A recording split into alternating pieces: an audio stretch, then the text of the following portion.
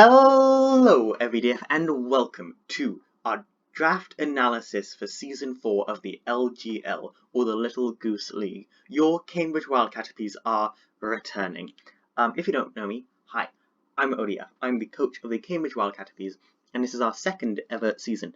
However, I've done a lot of Draft League apart from this. I have used about 8 different teams. I'm just like sliding that out there as my credentials, and I'm just gonna actually I'm not gonna say it because yeah, you can look around my channel and see if you don't know other things about my Draft League experience.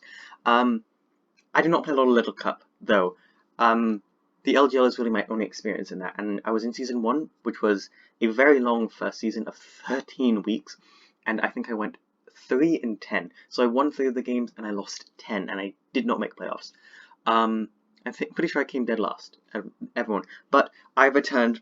I have trained, not really, but I've gotten a lot better at Draft League in general, and hopefully those skills that I've gotten will transfer to Little Cup. And I'm really excited to be back, and back as the Cambridge Wildcaterpies. Also, the LGL community is just one of the nicest ones I've ever been a part of. Everyone is so fun and supportive. It's just great to be here. There should be links to channels of the other coaches and the league coordinator in the description down below. If they're not, please say in the comments and I can edit that. Anyway, time for the draft analysis. If you don't know what Draft League is, I'll give you a quick idea.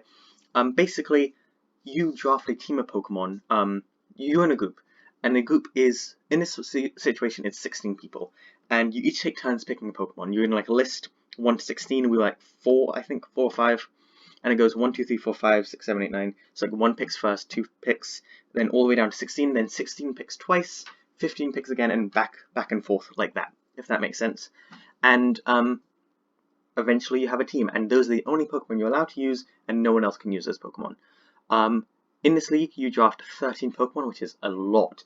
But I think we've drafted a pretty solid team, and I'm very, very excited. It's going to be an interesting league because it's very different from Season 2. Season 2 was a 13-week regular season, as I mentioned. This is a 7-week regular season, with out of all 16, the top 12 teams go to playoffs. There are 2 divisions. We've been placed in a Sapphire division. However, it's not like the top 6 teams from Sapphire go to playoffs and top 6 teams from Ruby go to playoffs. It is the best differentials around both. So theoretically, it could be 8 teams from Ruby and 4 teams from Sapphire going to playoffs. I'd really like to make it in the playoffs this league.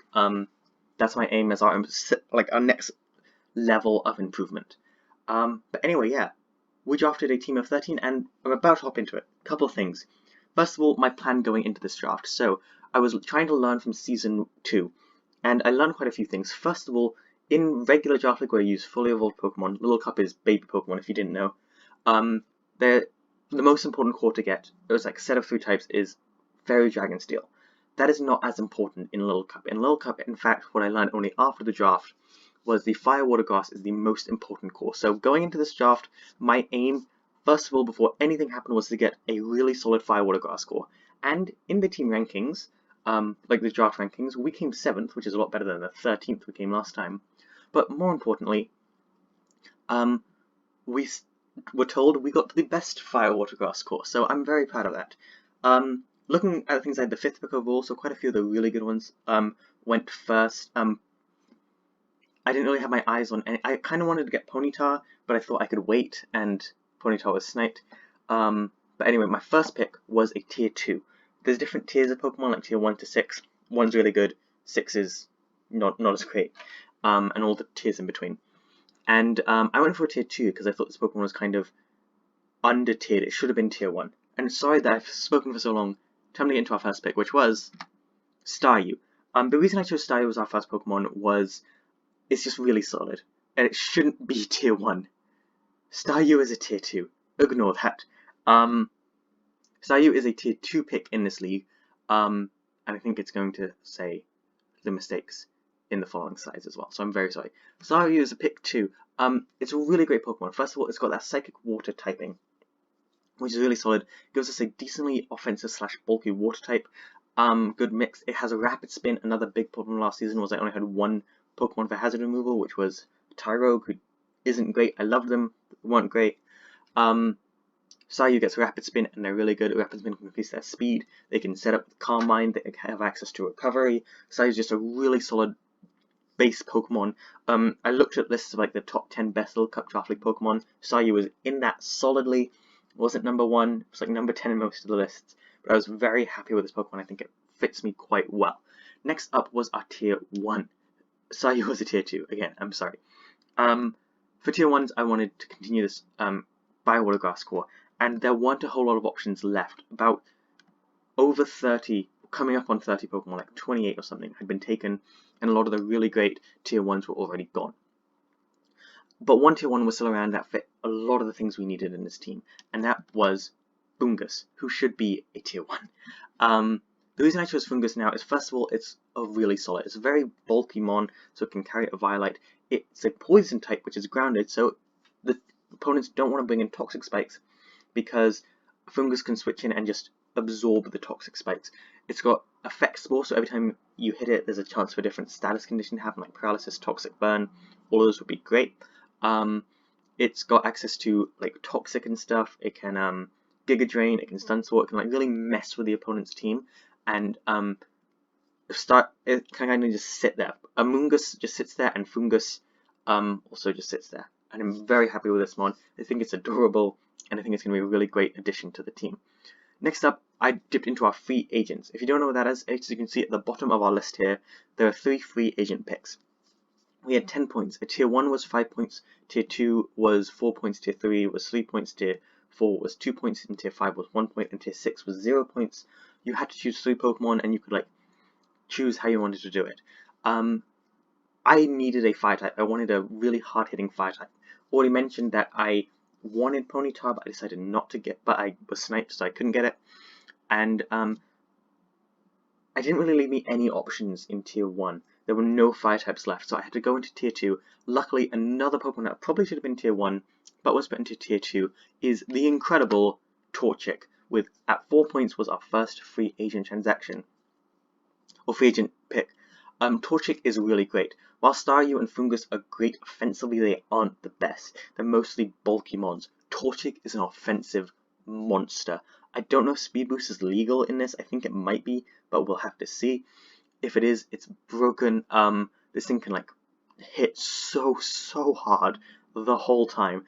Like with Life Orb or something, it gets access to like Flare Blitz, Flame Charge, Acrobatics. It gets access to some Fire type moves and Fighting type moves. Really great mon, just hits really hard and works with the rest of the team. So we got our core done. I'm really happy with this core. Few things that I wanted. I've noticed a bit of a ground type weakness already. Also, there's a few other types that are quite important for Draft League. Ground, Ice, Dark, Electric are like another 4 that you really want. And Ghost type's always really nice, because the move pool's not the best for Little Cup, and Ghost type's are really solid with that. And that's why I decided to get Senegas. Senegas, first of all, really helps our hazard games with being able to fire off Stealth Rocks, which are really nice. Being a Ghost type, it's immune to a lot of fighting and normal type, or all fighting and normal type moves, and it's a ground type, so it gives us that electric immunity, which really helps.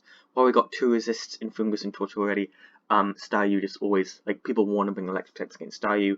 Sandygast, like, Magnemite has really nothing against Sandygast. Very solid, like, another bulky monocle, quite a bulky team. We didn't really manage to even it out with offense, but I'm very happy with Sandygast. Hopefully this thing can just, like Fungus, kind of just sit against the team until Torchic has a chance to come in and do damage. I was asleep for quite a few of the next picks, so I gave them to someone else to get. So thank you to Baconator and Goose for having my picks, just saying. Anyway, my next pick was I wanted a Fairy type. I still think Fairy, like, instinctually I feel like I need a Fairy, Dragon, Steel core. Ended up only getting Fairy and Dragon, didn't pick up a Steel type. I think Steel is the least important of that core there, and we have ways to deal with Fairy types. First of all, they're not too common, but Torchic and Fungus can both deal with Fairy types in their own way, because Torchic resists and Fungus hits them super effectively. Anyway, our next pick was our Fairy type, another hazard remover. You can probably tell that I was very into getting rid of hazards. Also, Torchic can get rid of them, if needs must. Was Cottony. Cottony does have that 4 times poison weakness, which isn't great. However, Sandygast, Portobello, which is what I'm calling Fungus, I always call my Fungus as Portobello, and Staryu all resist poison. This thing is very decent, good at setting up, like, it can set up Tailwind, it can defog, it can Leech Seed, it can be just very, very annoying. We do need harder hitting mons, but this thing is very good at like breaking down the opponent's team so something else can come in and just do damage. I don't have too much to say about Cottony or a lot of these mons. I'm just going to mention some of the strategies I have in mind. Next up, we got another offensive mon. Finally, we picked up Rufflet. Excited to use Rufflet. I used my second free agent point to pick up another tier 2, our final tier 2. With this thing. Rufflet's pretty decent, it's got decent offensive stats, one of our more offensive mons, so far Rufflet and Torchic are really our heavy hitters, and I'm totally fine with that. Rufflet has immunity to spikes, can defog if needs must, can hit quite hard with Brave Bird, I think it gets access to Body Slam and stuff. It does a lot of stuff that Braviary does, which is always really nice. Also, if anything comes in with Intimidate, Rufflet, I'm pretty sure has Defiant, I think, don't quote me, so nothing's going to want to come in with Intimidate against Rufflet. Speaking of things with Intimidate, and yeah, that's my transition, we got our Dragon. Also, Rufflet gives us a normal and a flying type, both of which are very nice, because normal's got the Ghost immunity and flying's got the ground immunity. Next up is our Dragon type. There's not a whole lot of Dragon types in Little Cup that are very good. Last time we got Dreepy, who was kind of terrible, helped a little bit in one match, but not really too much. I love you, GP, but I'm sorry. There's not a whole lot of really good Dragon types. I waited till tier 4 to pick up a Dragon type, and in the end I got Bagon. Bagon I think is really solid here, mostly because it's got access to Dragon Dance. Dragon Dance is really nice to have in Little Cup like the whole time, because you fire it off, and then you're at, and then, because Little Cup stats are so low, setting up anything is going to do a lot of damage. And that's what Bagon's here to do. Bagon is here to come in, set up Dragon Dances, and just sweep. So it gives us more offense on the team, and it really takes the offensive pressure off of Torchic and Rufflet. There's still quite a bit with how bulky the rest of the team is, but I think Bagon can do really well. It's been a while since I've gotten a mon that can remove hazards, so, well, yeah. So, next up I picked up another ground type. However, I feel like this one works in their own right, in Sandshrew. While Sandshrew is a ground type next to, Senegast's ground ghost typing, it can do a decent amount with its ground typing. It has access to rapid spin, it can set up its own spikes, and stealth rocks like Senegast can, but it's also more offensive as a mon, and that's what's really nice. Being able to have a more offensive ground type, because sometimes you just need a ground type to go in, and Senegas is not that ground type. Senegas is the bulky one who sits around, but Sandshrew is the one who can go in, and I think these two can work together quite well. Hopefully.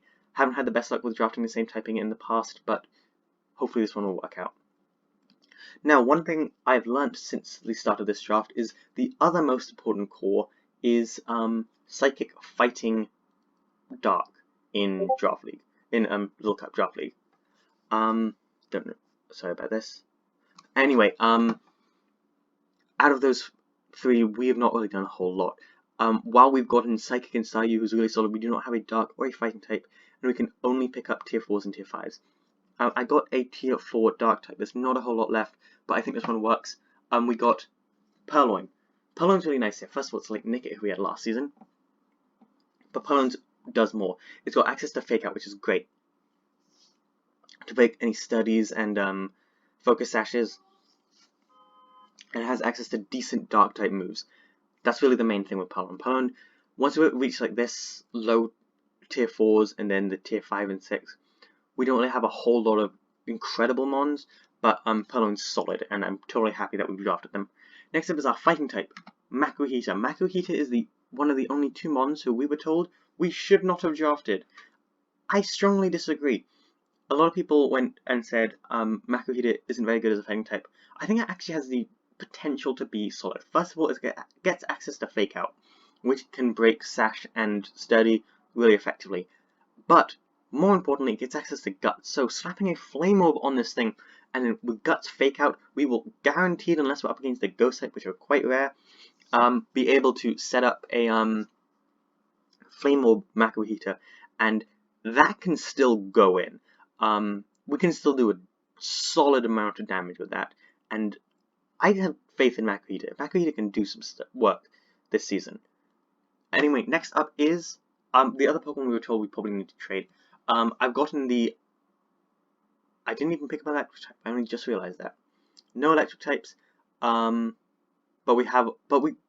main reason to get electric types is to deal with water and flying. We have a way to deal with water in fungus and bagon, and to deal with flying types, we got our tier 5 Vanillite. Flying types aren't too deadly, and I don't feel too scared that we don't have a proper way to deal with it. Plus, Vanillite is totally solid. Vanillite can hit decently hard with the ice type moves. If we want to set up hail, we can, and that's always nice. But mostly, Vanillite isn't going to come to a whole lot of matches. It's just nice to have an ice type in case we desperately need one. We have 2 picks left. Technically, our tier 6 came before our another free agent, but I want to save the tier 6 for last. So our final free agent was a tier 5. I had my eyes on this thing for quite a while, and I kind of wanted to draft it. Wasn't sure if I should, but then I found out it gets access to sticky webs, which is really nice. So we can set up sticky webs, which is amazing, and slow down the opponent's team. That's how I got, I think, 2 of my wins last season, and I want to use that strategy again. Grubbin, our another tier 5, totally great. Our best tier 5 easily. This thing can go in on a team, well, by setting up sticky webs, and then something else can go in. Speed is always really critical in Draft League, and being able to control and slow down the opponents, that's always really nice. Finally, our tier 6 pick, we picked up a Pokemon I don't think should have been in tier 6, because it's got a decent move pool, can hit decently hard, and has a way to set up Stealth Rocks themselves, and work as offense. And if you didn't know, as well, I've used "and" too many times, I'm sorry, but if you didn't know, is our channel mascot. That's right. We picked up Rockruff. Rockruff is the kind of unofficial mascot of ODF, Owen Dog Fan. I love Rockruff so much. Top 5 favorite Pokemon for me. I adore this thing. It's adorable. Look at them, baby. Absolutely incredible Pokemon. They are our channel mascot. If you didn't know, it's just not on any of the pictures we use yet. But anyway, yeah, Rockruff's gonna come at least 1 week. I'm gonna use them all at least once. That's kind of my guarantee. I love Rockruff. I think it's so great. Don't think it should have been tier 6. Amazing Pokemon. So glad we picked it up. Anyway, yeah. Cool. That's it. That's the team builder. I mean, not team builder, draft analysis. Not gonna lie, recently as I've gotten more into Draft League, I've kind of thought I don't really care about the draft analyses too much. I just want to get in and play. But I'm going to put this out there in case anyone just wants to know what our team is. So, thank you all so much for watching. Hope you all have a dog testing day. I will see you all in the next one. And ODF out. Goodbye. Also, wait, no. First, let's call Caterpies. ODF out. Goodbye.